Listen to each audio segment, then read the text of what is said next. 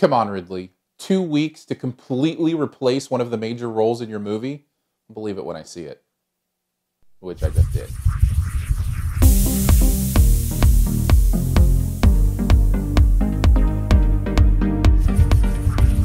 They will do things to Paul that cannot be undone for any amount of money.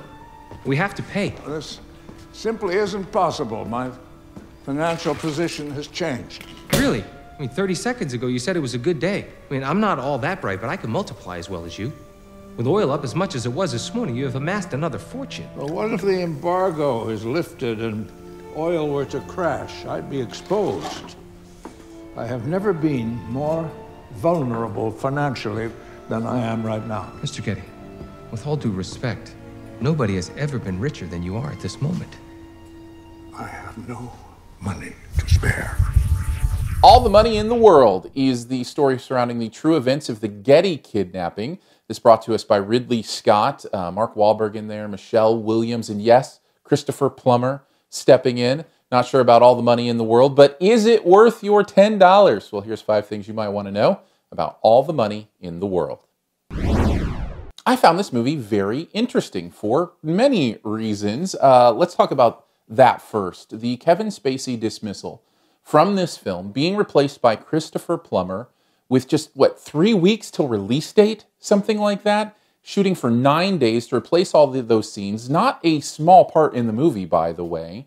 Here's what I'm going to say about that. It can be distracting. So let's give this a caution. If you go into this movie wanting to think about that, which I think is natural, I think you're going to miss a lot of what the movie has to give you on its own terms.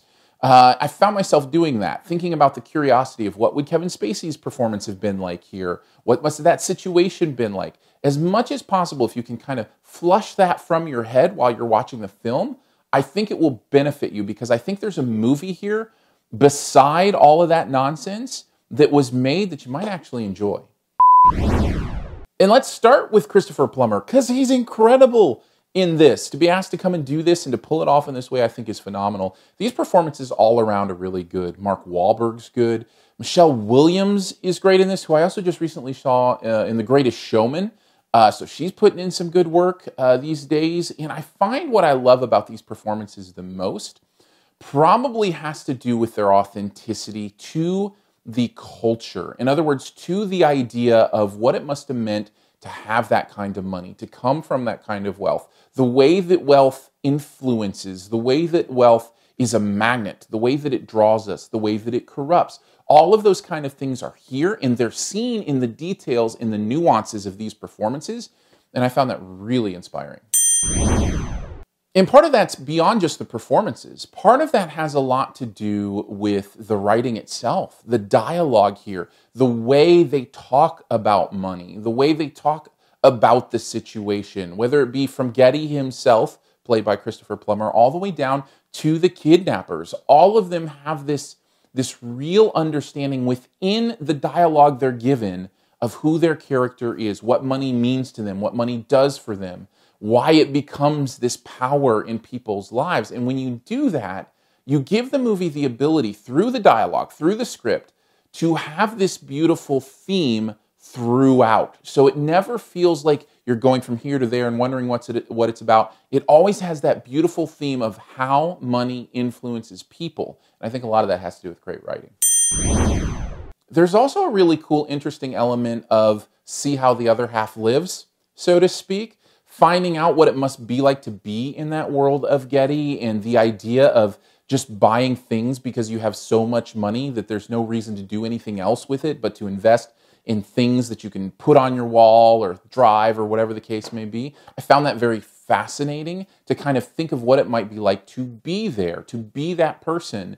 And honestly, every time I see somebody of wealth, I feel like the same themes come up. Is it worth it? Is it worth the trade-off for, ethics, relationships, morals, those kind of things that often come with having that kind of wealth? Not always, but often. And this movie really plays with those nicely in a way that makes you go, okay, what would I do? How would I react to having that level of wealth, that level of income? Would I be willing to make the same choices? I think this movie does that very well, and because of that, keeps you engaged in yet another level.